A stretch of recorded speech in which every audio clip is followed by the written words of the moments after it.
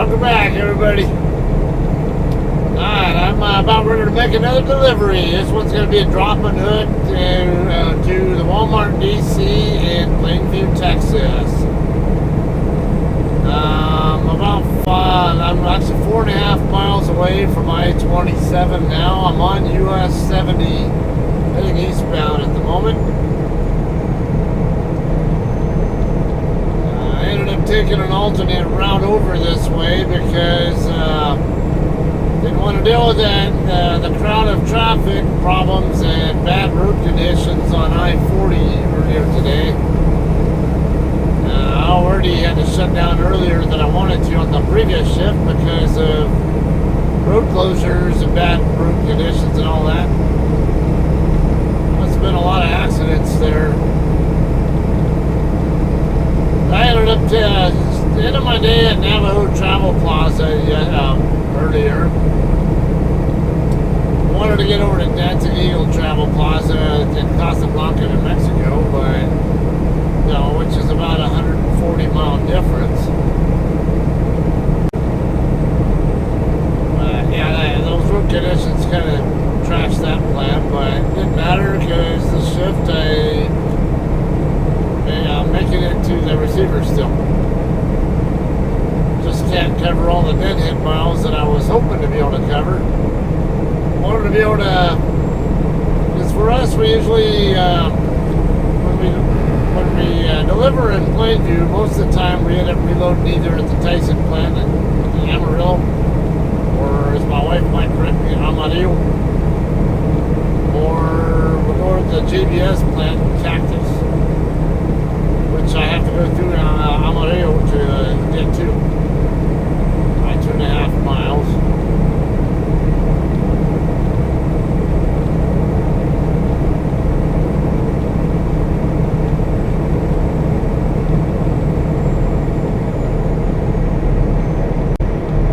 I swear I have more footage of this DC or the Miraloma DC where I picked this load up from than anything else.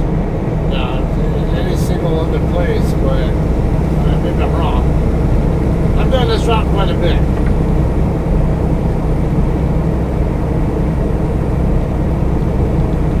Anyway, I ended up taking US 191 down to US 60. Then took 60 across. Definitely wouldn't call it my favorite route. Pretty desolate, which isn't such a bad thing at times, but needlessly low speed limits and a pretty good chunk of it. The Arizona section and everything west of I-25, 60 zone, 1 mile to go.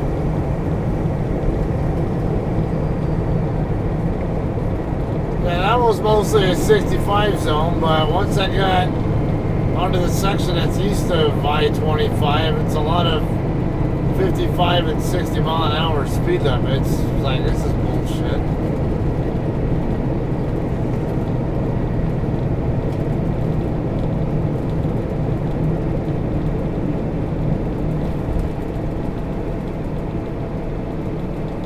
It wasn't a bad route overall, I'd say.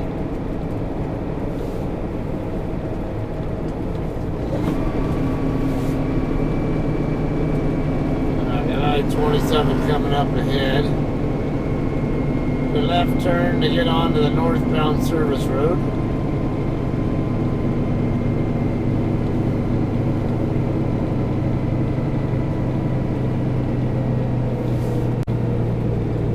Looks a tad wet, but maybe not.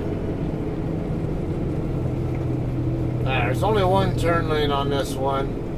Texas always throws me off because a lot of times when you try to get on a service road, you find out there are two different left turn lanes, or one of them will be a straight and left lane, and then a lot of times you have to guess at which one is the straight and left lane. This one here, though, especially having just been here not even a week ago last time, this one's pretty fresh in my memory. There's only one turn lane here.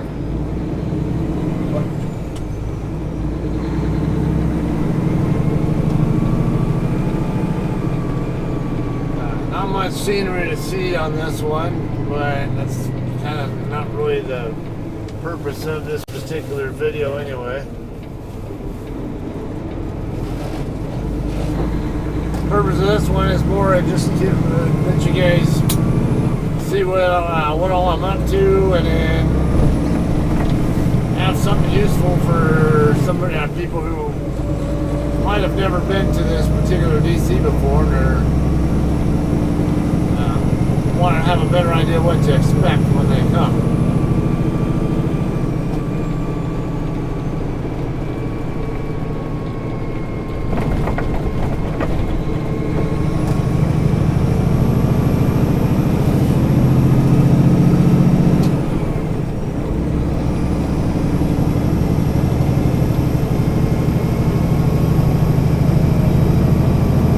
Northbound on I-27 now. We're in Plainview already. It's a very short trip here on interstate before we'll be off.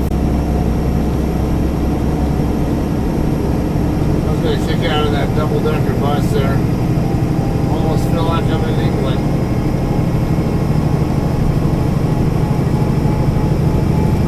Okay, I know a lot of you guys like to follow GPS. I have one up right now, or Google Maps, whatever, only for distance. And this is actually a good example of this delivery here is a good example of why you don't follow your GPS. The trip plan and look at it and figure out your own route first. It's like this. This thing wants me to exit right here at this exit 50. Texas 194. But that's not the exit I want to use. I want to use the Quincy Quincy Street exit, which is the next one. Because the DC is right here. If you follow Google, it's going to tell you to get off here, make a right at this light right here, and go all the way around, basically counterclockwise around their property. You really don't want to do that. It's you gotta go through kind of a I think I remember residential or something like that over there. The truck entrance is on the north side of their lot. You just get off at Quincy Street, exit 51 here. And right after you get by the overpass up here,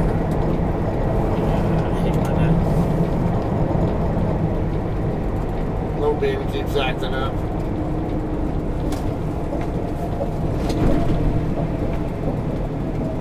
Okay, right where that truck is turning right there, I'm going to be turning as well. There's a CDL school lot right there in front of this.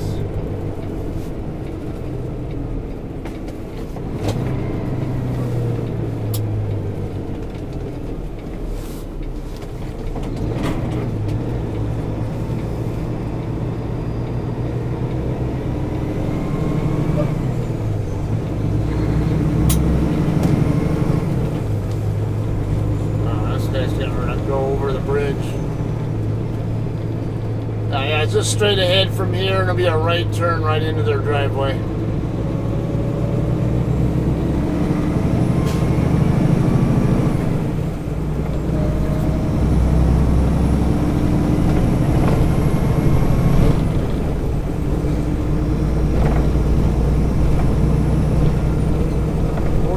Zone. These lanes are painted like shit. Night with partially kind of wet road.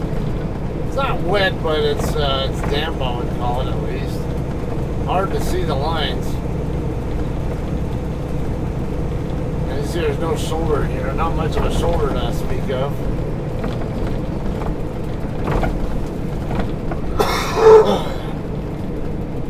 There's a driveway coming up. I've got someone with a Raider trailer over there already in line.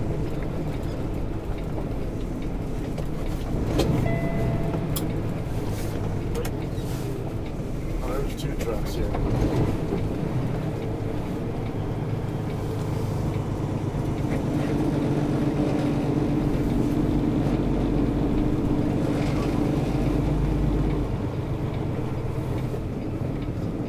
I've seen that curve over there, but we're good.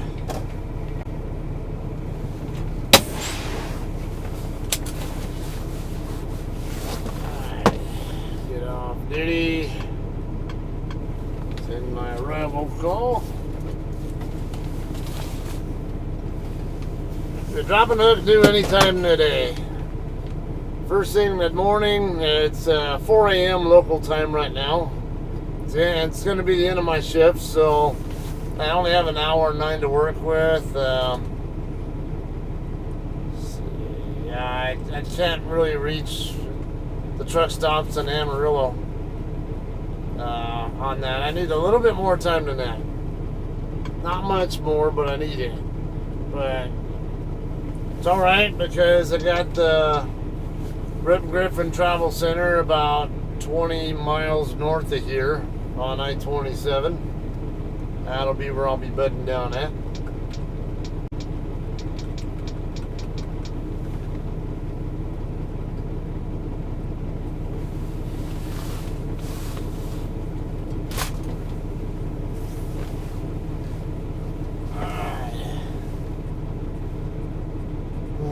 Yeah, I had one little weird thing go on with my truck when I got onto I-25 because now why would I be on I-25? It's because I told you I took that detour route.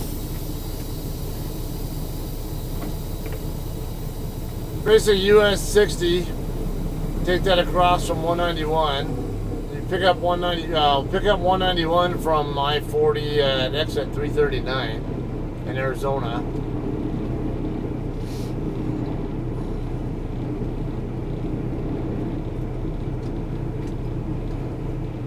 Same guy, don't, no, I can't, yeah, I don't think it's the same guy.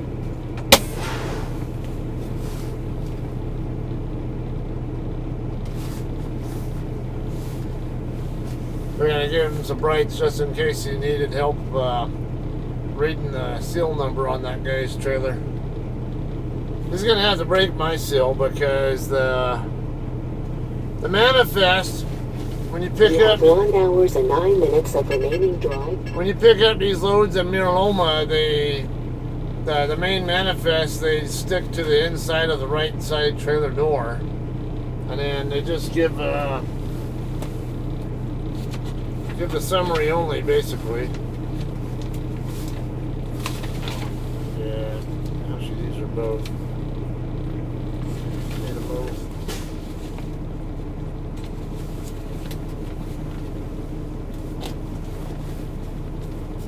Anyway, yeah, just summary pages here, and then the main, the real manifest is back there. So, and they're gonna want the manifest. So what they're gonna have to do is break the seal. I open the door so they can get in there and get it, and then they take the manifest in there and they reseal the door with the new seal, and then I go drop the trailer straight up ahead. There's basically a row literally just straight in front of me. I'm gonna want the trailer dropped on the right side of that row, and then way up on the north end of the lot is where the empties are usually kept. They're also usually, yeah, there could be empties over here on the last paved row, also up there on the north side of the building. So that'll be the plan here. Basically drop the loaded, go straight over to get my empty, and then I'll go ahead and send my empty call once I'm over there. That way I don't have to sit here near the exit side of the driveway sending my empty call.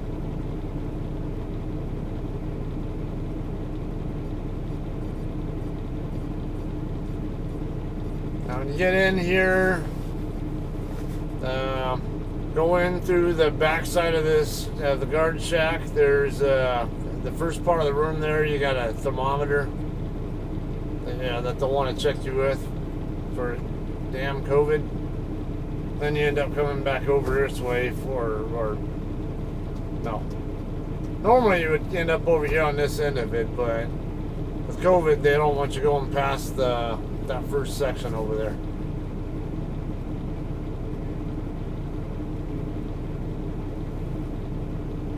It just showed up behind me. Anyway, yeah, with my truck though, okay, took 60 east, US 60 east, and then when I had a short trip on I-25 before I stopped for my 30-minute break, there was a marathon truck stop.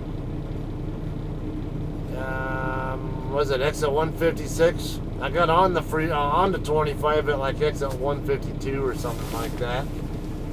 I remember I was trying to pass another truck, and all of a sudden my MIL light came on, and then my stop engine warning thing started going off too. But then after just a few seconds, the stop engine warning went away, but the MIL light is still on. So I might have to see about getting a load back to Southern Cal. Well, they're probably going to give me one anyway, but I might have to ask for a load back there, and then that way I can put my truck in the shop when I get back there to double check what's going on. I don't want to have to get towed somewhere, because right now it's feeling fine, but there have been it's been a lot of times recently where when the truck idles, it feels kind of rough. Which usually, when I feel a rough idle, it usually means that the truck is trying to regen automatically. So, guessing it's a regen-related problem. That's usually where my MIL light is. What usually causes my MIL light issues, anyway. Those of you guys who don't know what the hell's an MIL light, it's a malfunction indicator light. It looks just like a check engine light, but it does not have a wrench or a check icon in front of the engine. It's just a plain amber engine light. And this guy's about to pull forward. Check engine light is the more serious stuff, and then the MIL light is more strictly emissions related. Come on, you can creep in a little bit higher gear than that. I'm only in third gear, and I'm not even in third, I'm in second. Still was gonna get on your butt. Okay, so I'm gonna take the enforcer lock off my trailer before I do anything else. So there.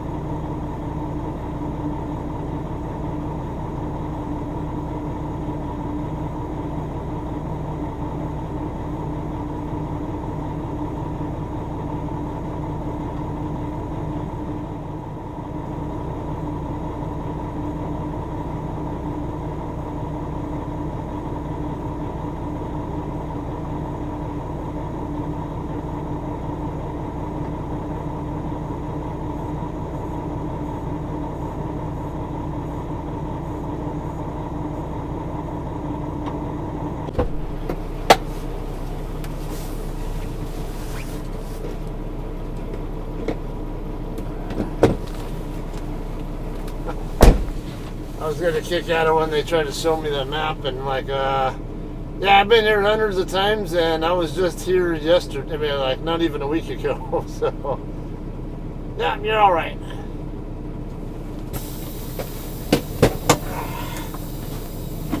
Okay.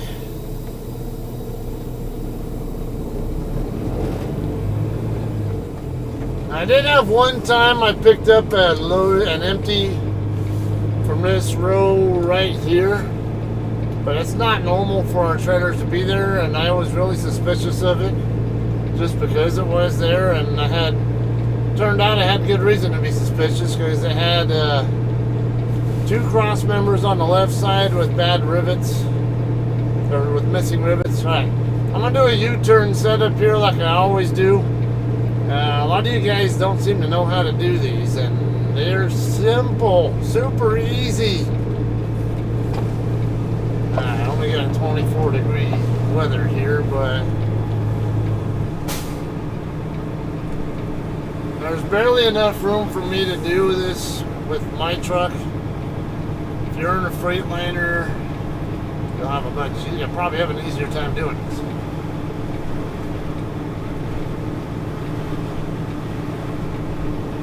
Don't see any openings yet. I might even have to come over to that side or somewhere. But is this one here?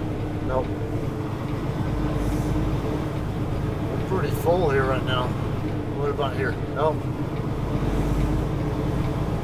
Such a tease. Yeah, I don't see any. I see all the shadows going across. So.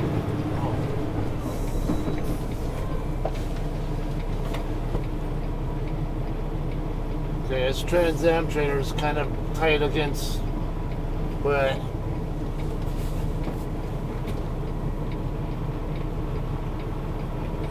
yeah, it's kind of parked like shit. It's this is because the front end of this Trans Am trailer is almost on top of the spot I want, or this one. Yeah, it looks good. All right, so let's start my turn. One spot passed.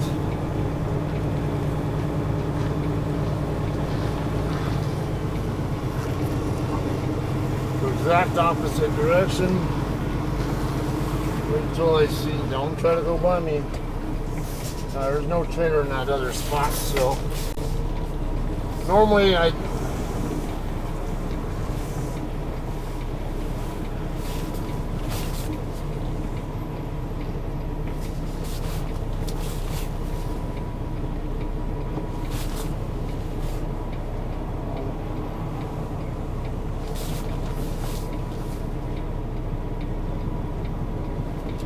To be sure that I was going to be tighter against this creek trailer. Sometimes I don't trust the amount of space there is over there. We'll treat it like there's less space than there really is.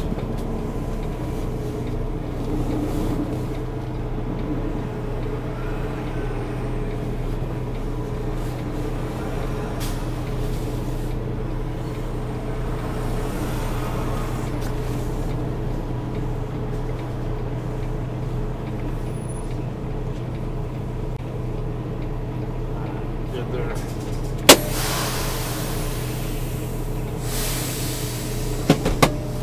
See, that's a really simple back end. I don't know why people, a lot more sleeper cab drivers don't do them. You wonder where I learned it from.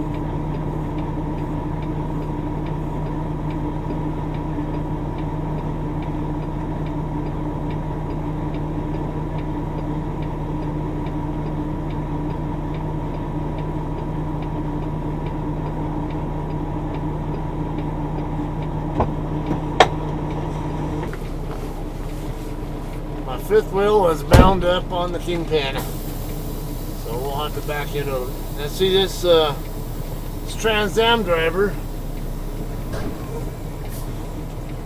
I could tell he went down the way and then turned around and then did a standard setup instead of a U-turn. It works. It's not as quick.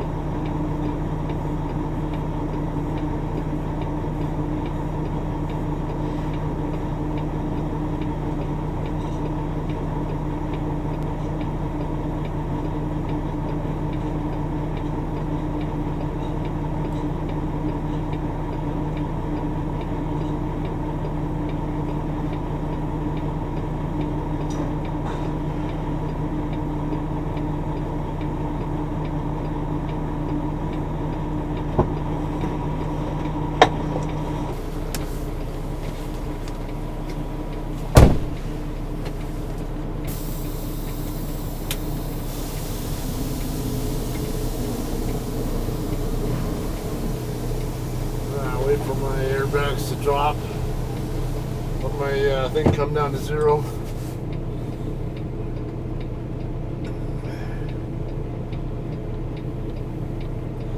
The Trans Am driver's still not even, he's just barely starting to back into a spot now, and looks like he's having a hard time with the setup.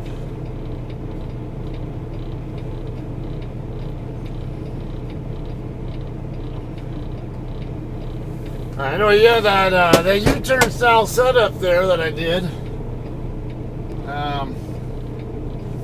I used to teach it to all of my trainees whenever I could.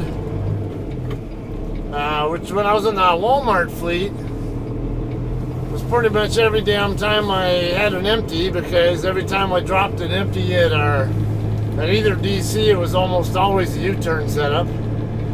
So they got plenty of opportunities in that fleet, when I was in that fleet, and when I'd show people it, they liked it more than any other kind of backing setup, because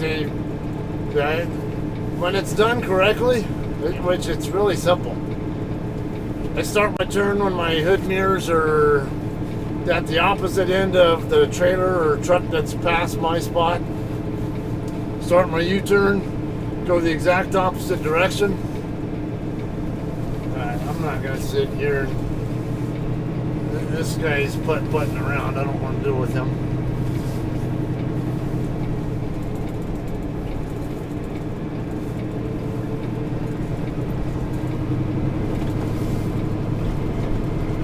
Alright, now you go in the exact opposite direction, and then I usually stop as soon as my trailer is pointing at the spot that's 2 spots over from mine. So, like as you saw, the spot I wanted it in, and then there was I think the Crete trailer or whatever it was next to it that you could see.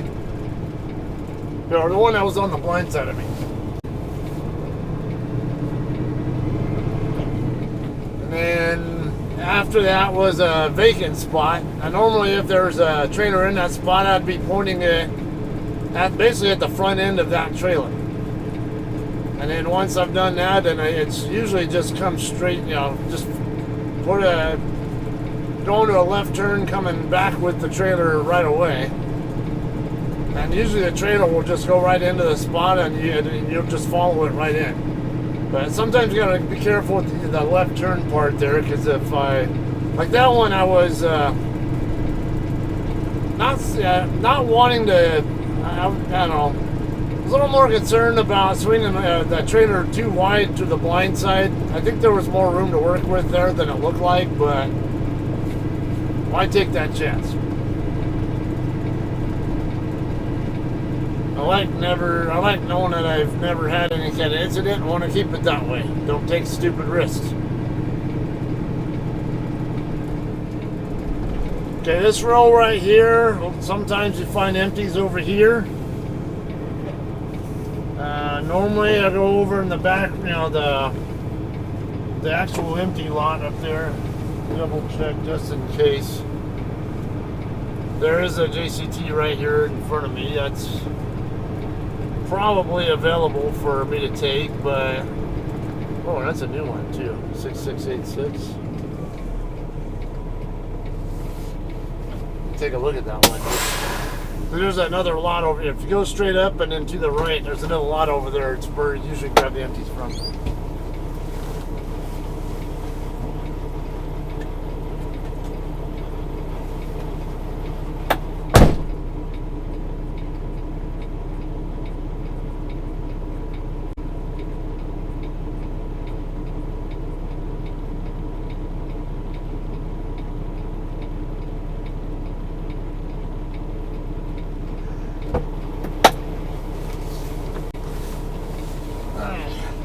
That one is available, but the chute, the left side of the chute, the last several feet of it is hanging down. I'd rather not use it. If I could get all the way up to Amarillo tonight, then I would go ahead and take it. Then, because I don't have the tools I need to fix that myself. It's another one of ours, but it's a 7300. 7300s for us are older trailers.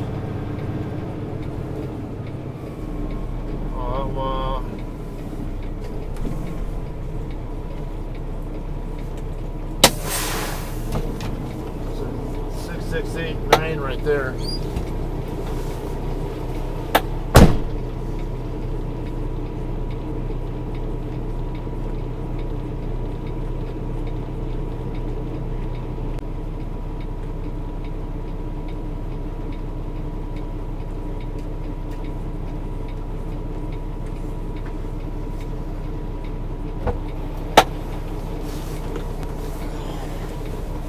Okay, that one's available and in good shape. That's a full tank of fuel too, so I don't even have to do anything with it except for just take it straight to whatever shipper I'm going to end up going to. So like I say, either be Tyson and Amarillo or JBS and Cactus most likely.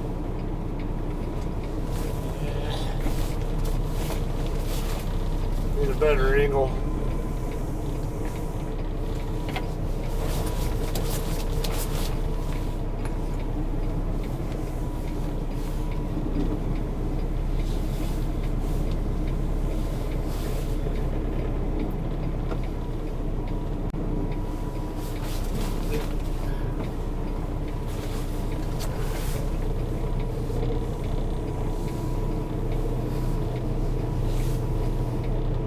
Oh yeah, I feel it underneath there.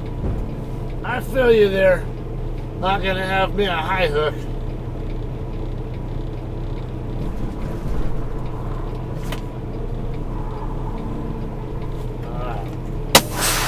Looks like we're good.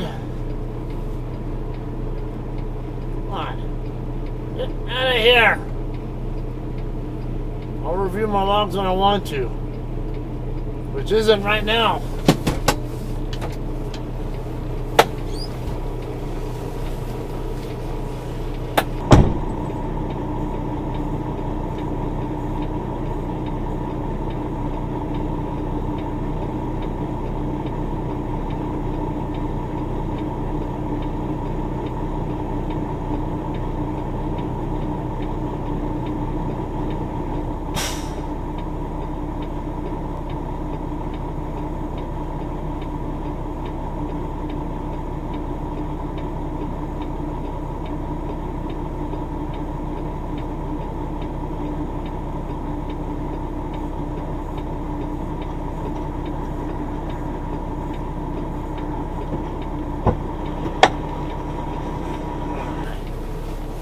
Pretty good gap between the tires and the trailer, so it tells me that the airbags are still aired up pretty good, which means probably not any leaks there.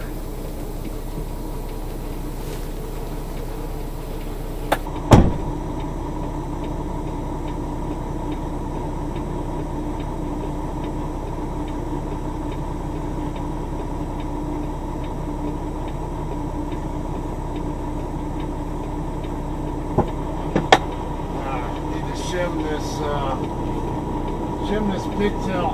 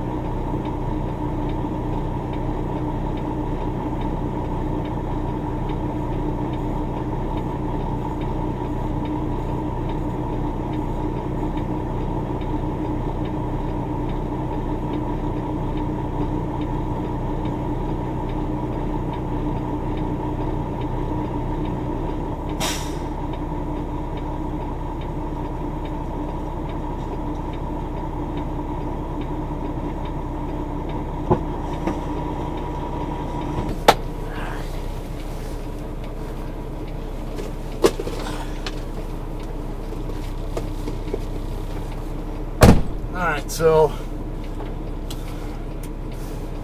those of you guys who are experienced drivers already know this, but so anybody watching who either doesn't drive or is going to become a driver or is a new driver, probably wondering why I'm kind of wiggling the landing gear handle back and forth like a pendulum.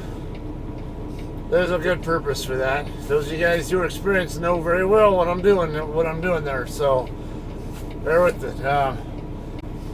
Now, if this trailer spends any time in a storm, like a rainstorm or whatever, the handle likes to collect water, and if you don't kind of do the pendulum thing and you go basically set it up and you start cranking it, if there's water in there, it's gonna get all over you. So I don't much care for getting dirty ass water splashed all over me, so I do the pendulum thing so it all comes out onto the ground, and then once it's mostly all out, then I go ahead and start cranking away. Alright, now I'm gonna go ahead and send my empty call. This trailer's in good shape. 6689, I think it was 89. No S&D, empty, clear.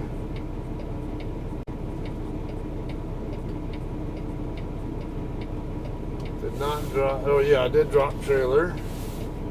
Got 4 on fuel.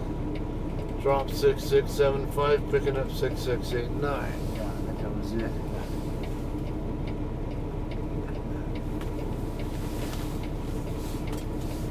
Alright, now those of you guys who are JCT drivers, they did send out a fleet message recently saying they're going to be changing that empty call. So there's 2 different bits of info in there about fuel, one for the tractor, one for the trailer. The one that that macro doesn't exist yet, or it's not updated yet, but as it is now, it's meant for you to put the tractor's fuel level in there, not the trailer, because what you put in on the empty call is what it figures, how it figures out the fuel plan for your next load. Where to get your first thing to fuel at, and whatever. If you put it in, let's just say you have a full thing of trailer fuel, and you have 8/8 of trailer fuel, but you really only have 3/8 on the tractor. What happens is your first fuel stop might be somewhere, or the first suggested fuel stop might be somewhere beyond where you can reach. Okay,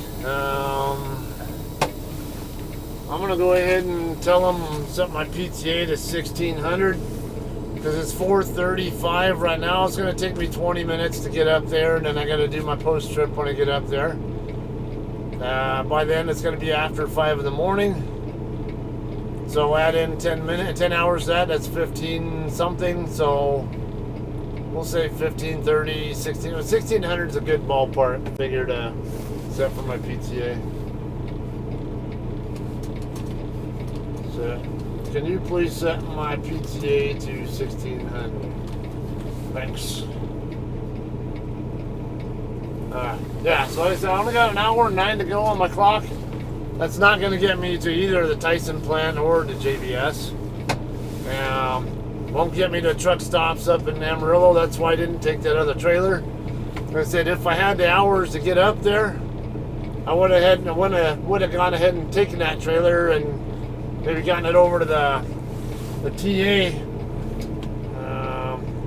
Let's do yard move. Check out at consignee.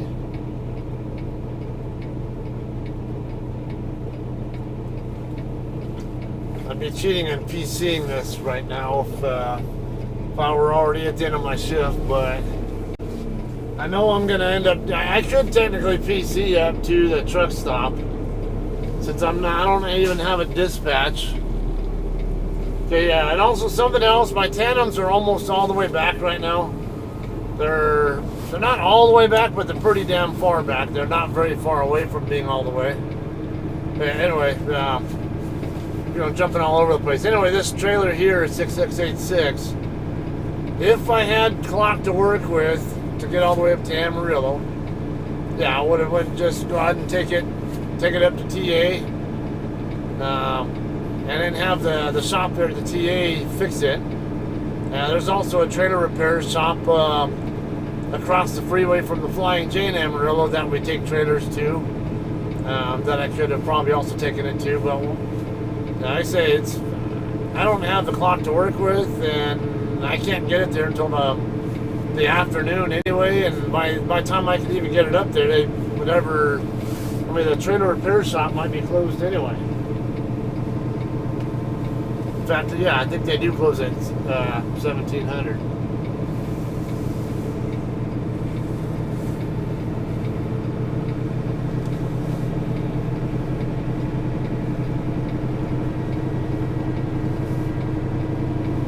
I don't think that bobtail needs to be driving that fast through this lot.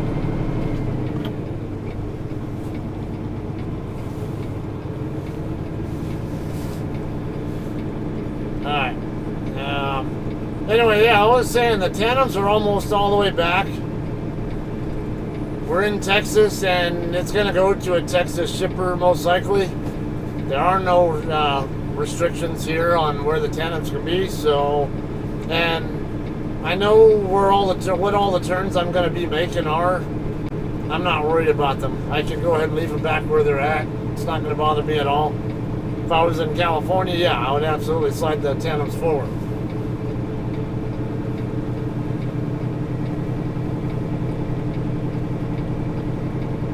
Now, for those of you guys who are JCT drivers, mind you, you guys are not the only ones who are going to see this video. It's going on my YouTube, going on my regular Facebook, probably. So, I know some of this is preaching to the choir for some of you guys. Just bear in mind, you're not the only audience. So, the drop and hook itself is primarily targeted at you guys who are also JCT drivers. It's just some of the other, all this extra miscellaneous stuff has been more for people that don't have our level of experience. Okay, now with the tandems all the way back, I will probably have to, I'm going to do a J-hook turn over here just to make sure I don't have any problems getting my tandems around that guard check.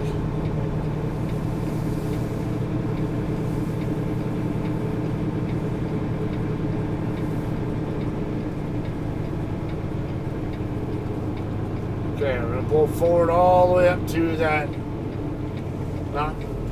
this next stop sign here. Not the one way up by the street. The one that says stop here. So they can so they can check the back of the trailer.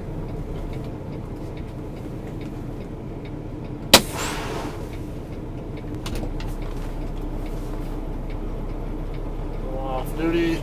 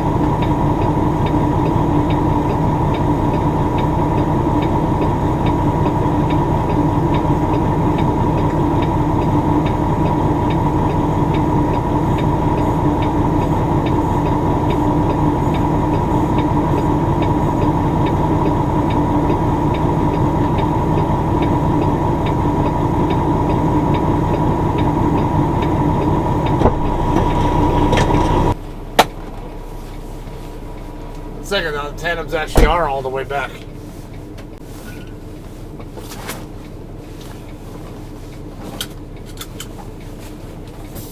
That doesn't bother me though.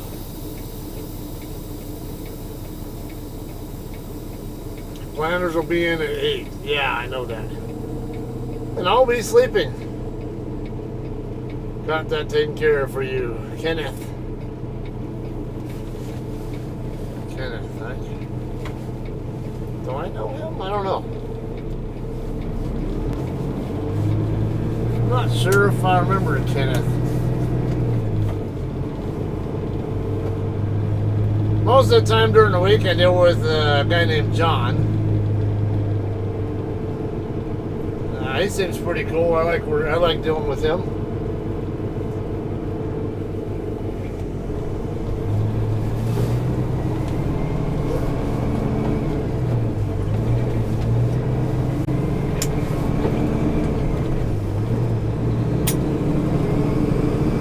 Alright, so I'll go ahead and press this on, I guess, up to Rip Griffin. So you guys see where that's at. It's right about 20-mile trip. I want to say it's exit 72. You guys saw I got on at 51, so it's 21 miles. Rip Griffin / pilot. Get over there, and then, of course, it's going to be 5 a.m., so, and I've never seen that lot completely full anyway. I'm sure it has been full before. It just, all the times I've ever gone there, maybe it's because the time of night I'm showing up, but, or day or night, whatever, I never have problems finding a spot there.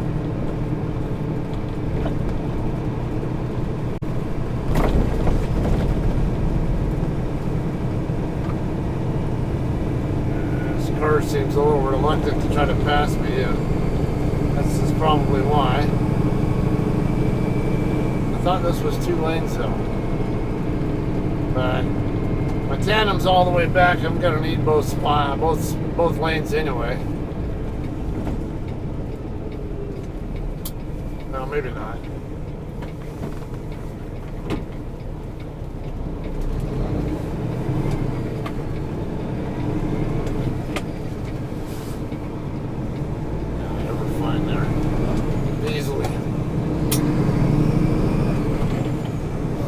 I don't care how confident I am that my tandems are going to clear. I always double check. Do not ever get careless with turns. The one time you don't look because you assume you're good is the time you'll probably have an accident.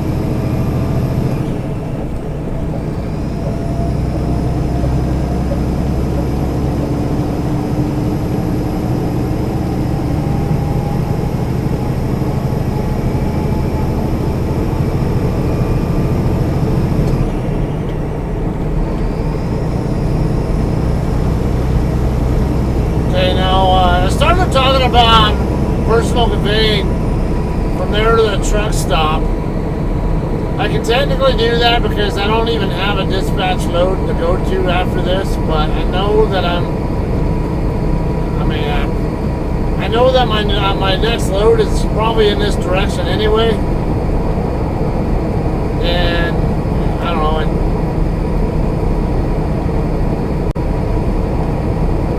Anyway, it's I'm gonna get paid for these miles anyway, so predicting that I'm going this way, it doesn't bother me to use drive time to get up there because I still have enough clock to get up there anyway.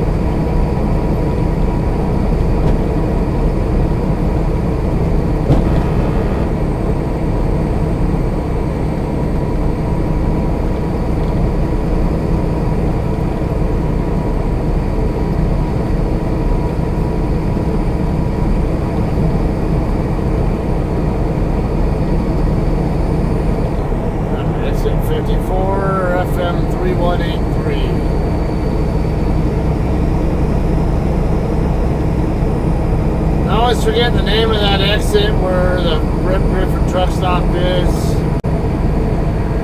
When I see it, I'll know. I want to say it's like exit 72 or something along that line.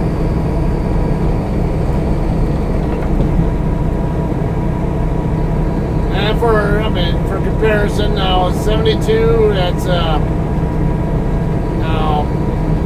I-40 in Amarillo, or Amarillo, is around, I want to say 125 or 120, somewhere in that mid 120 range, if I recall. I'll just say 125. So we'll have another 53 miles to get up there. There is a Love's down there on the south side of Amarillo, right where Loop 335 crosses I-27. That I don't know, might be able to reach also. I don't remember the exit number there. I'm gonna assume I can't reach there though, so yeah, it's not the hugest Lives in the world, but I mean, there are a few restaurants in the area that they have IHOP, McDonald's. Is it IHOP or Waffle House, something like that over there? I forget. It's all there's a few places that are within walking distance, but I don't really need any of that anyway. Got my own food and drink, so just get to the nearest place I can bed down, and then I'll cover the remaining deadhead miles tomorrow. And in a perfect world, I would have ended my shift yesterday morning in Casablanca, and then that would have put me in a position where I could have reached Cactus this morning, but man, because I just picked up my previous load in Cactus and got detained for 37 plus hours. So yeah, I wouldn't have minded having like 10-hour break being part of that detention time, because I was going to need the break anyway, but wasn't much, not much a fan of doing my 10-hour break here at Rip Griffin and then going the 100 and whatever, little over 100 miles up to Cactus, and end up having to sit for another 37, 38 hours before I get moving again.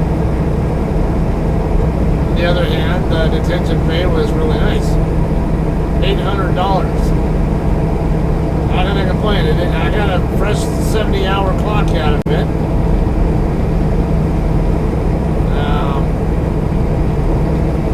But yeah, normally we say if your wheels aren't turning, you aren't earning. Au contraire. 'Cause I'll tell you what, $400 a day max for detention. Even just 5 days in the same week of detention pay like that, that's $2,000. That's more than I make normally. So, I mean, if you put it in that perspective,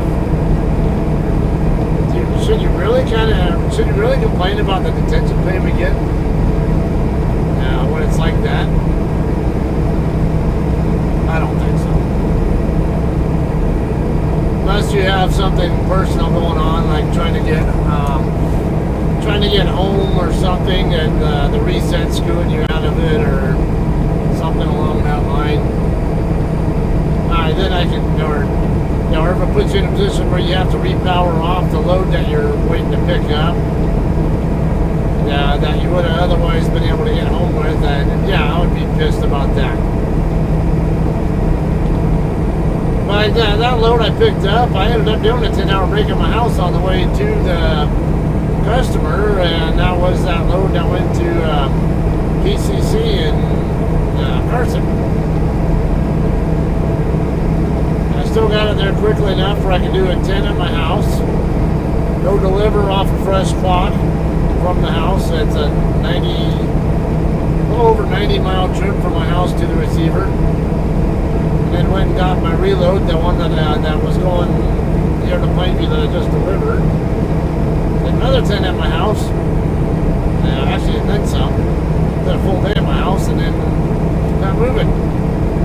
And I made this delivery really early in the delivery window because it's due for delivery any time today, and I have time between basically midnight and midnight. And I was on the early half of it, early quarter of it.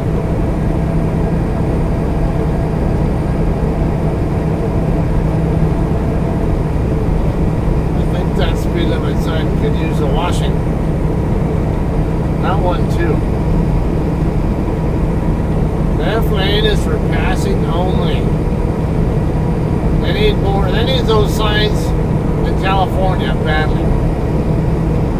But then they need enforcement of that badly.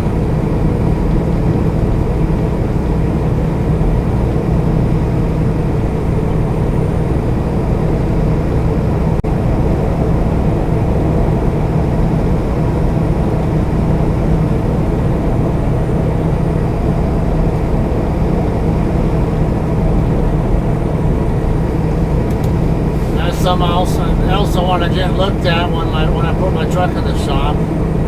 I don't need a PM before a hell of a lot longer anyway. Actually, I think my last PM was done about 615,000, 618, somewhere in that ballpark. And I'm over 670 now, so yeah, 677. So I am actually due. I figured I would just get it up to 700,000 or so and do it, but this MIL light with that random stop engine warning that popped up and went back away has me concerned. I've had the MIL light on a lot of times and not worried about it at all, but when I saw that stop engine light come on briefly, it's a little bit more concerning that it could try to derate me on my next load. Hopefully not going to be the case, but yeah, this headlight frequently turning itself off, and then I have to recycle the switch to get it to come back on. That's a nuisance problem. I don't know what's causing that. Yeah, it's an LED light. I already tried pulling the damn light out. Thinking, oh, maybe I could buy another one, but no, it's not that cut and dry.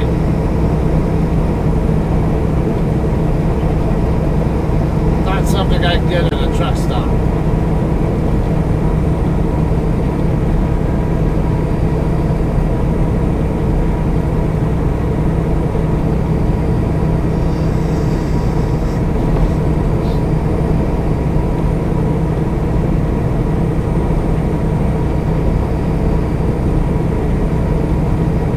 Degree weather here. Still on the chilly side. Probably could have been fine with just my hoodie and not my jacket also, but my hands get cold. And I have neuropathy or Raynaud's phenomenon or whatever, something along that line in my right hand, and particularly the middle and index fingers. And even in like 40 degree weather, 45, whatever, even 50 degree weather, they'll turn really white. There's a lack of circulation. I don't know exactly why that is, and I'm guessing it has something to do with when I went through chemotherapy back in 2002 and 2003. Had Hodgkin's lymphoma back then and had to go through chemo and radiation treatments to get rid of it. Those guys who don't know what Hodgkin's lymphoma is, it's a lymph node cancer.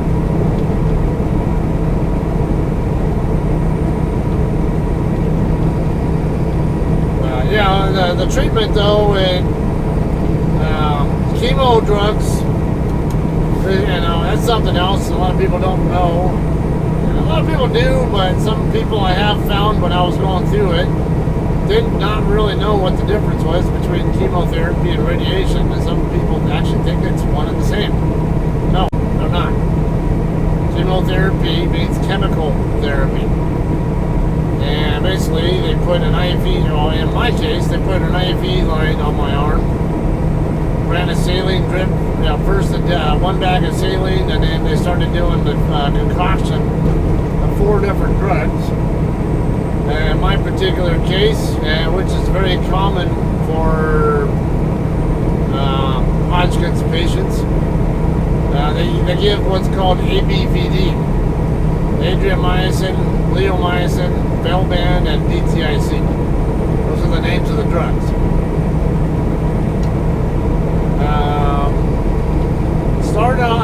Just starting off with that, it didn't bother me at all the first treatment. Yeah, I felt a little bit off, I guess, but it didn't bother me at all. In fact, I even did the nasty with my girlfriend that same night, she thought I was not going to be in the mood for her because of the treatment. Like, man, I'm ready.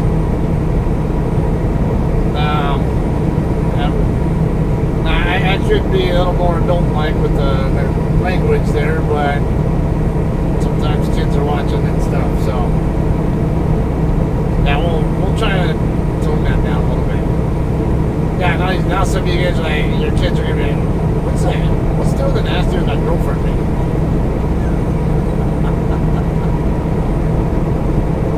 I don't know. Go ask your dad or your mom. Mom, go ask your dad.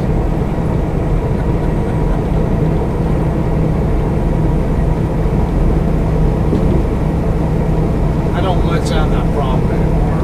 Well, I don't know. My boys, my biological boys, maybe probably oblivious to that still, but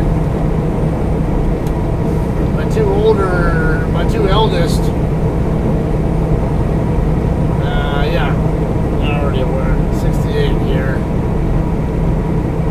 Alright, so 4 miles away, I think, to Griffin.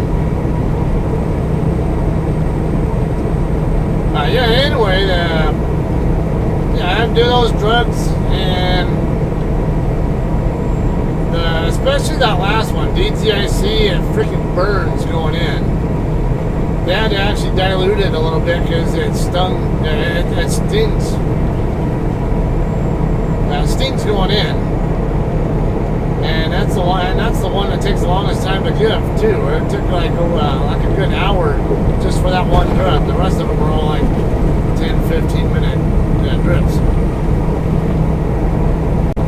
All right, parking area here. I actually thought about stopping here.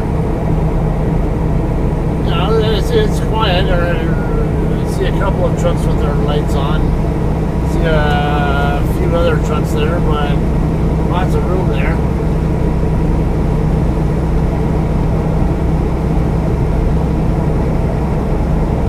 Anyway, yeah, then radiation treatment, it's more like getting an x-ray, but they have the x-ray focused on a very specific area. And like if you get, let's say you have a suspected broken bone, and yeah, they'll give you an x-ray, but it's only a very, it's a general area, and it's a very short blast too. Radiation treatment, they have different types of it: gamma, proton, x-ray. The x-ray really is just like getting an x-ray, but it's more, it's more fine-tuned to a certain area, and it's stronger, and it goes for a longer time. It's like they would give it for like 30 seconds, and then you'd hear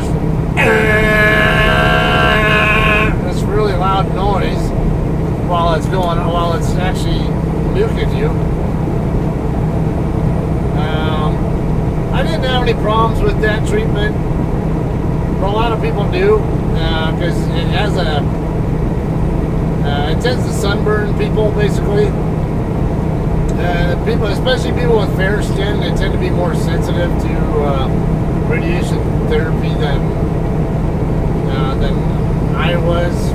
Now, you guys probably see I'm not exactly the most fair-skinned white dude you'd ever see. I'm white, but it was at somebody, I think one of Ace or somebody else, I don't remember, somebody thought that I might have had Native American or some non-white ethnicity in me, whatever, because how dark I can actually look with the tan. And nope, you're white. My DNA shows all kinds of Europe.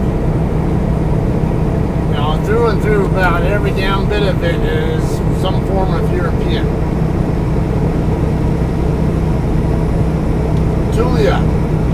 Tulia, that's the name of that town where the Rip Griffin truck stop is at. 2 miles ago.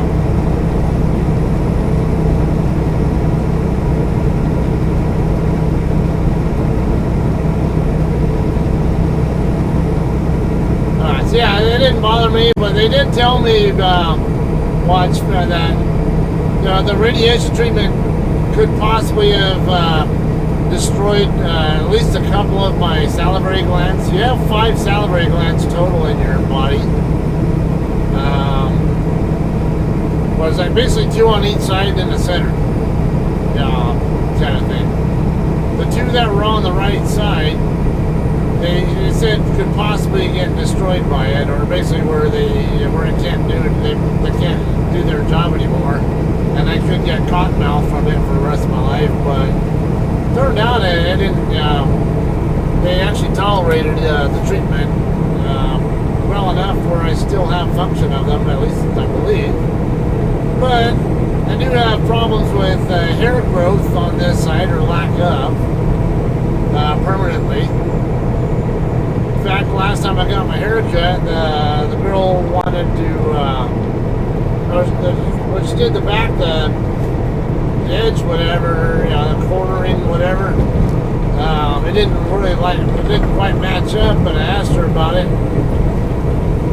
She said, yeah, you're something wrong, like your hair doesn't grow right there or something. And I'm like, oh yeah, it's because when I went through radiation treatments.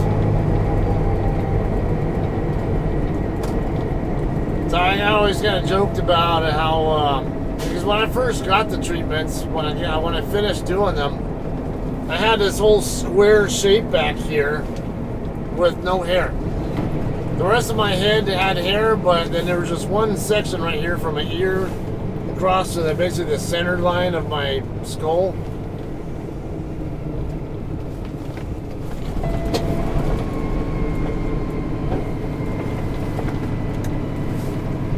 And then down, there was just nothing there. And that was a possibility that was going to be permanent too, but and I joked, I said I joked because I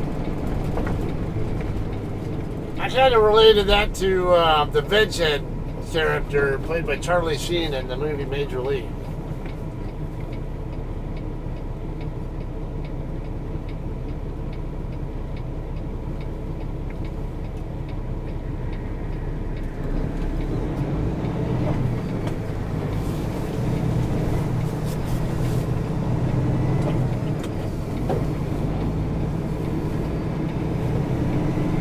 Alright, so the hair has since gotten to where it actually grows some, just not fully over there.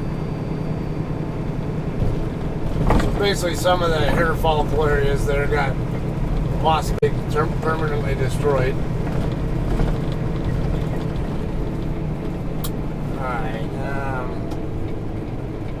looks like there might be a spot right over there. There's the downfall tendons back. Make sure you're going to clear. Yeah, it's way fine. Alright. Now we get to do another U-turn setup.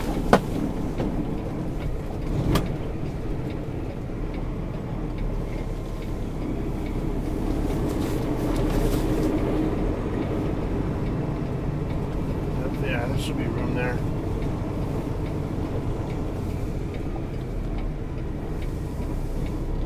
Gotta watch my tandems there to make sure they don't start rolling back too much.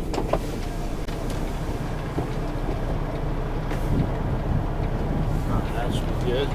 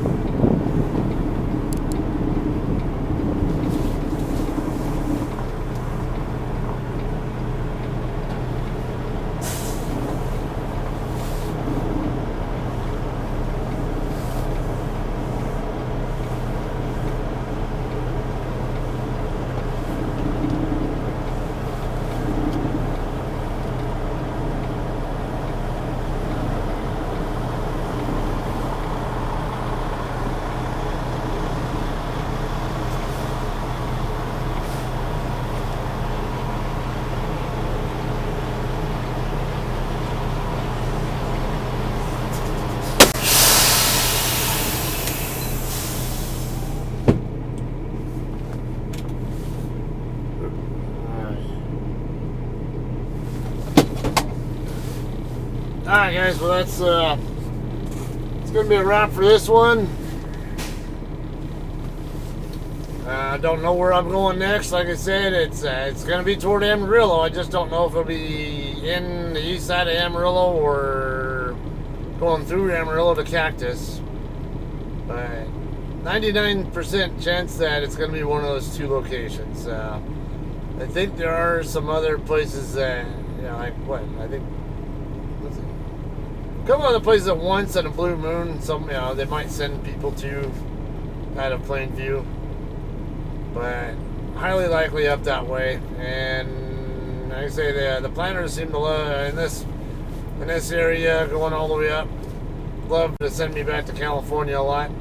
I don't mind that myself, obviously, since I live there and get a lot of opportunities to do 10-hour breaks at home by doing that and still get the miles. So, and don't have to take home time to do any of that kind of stuff.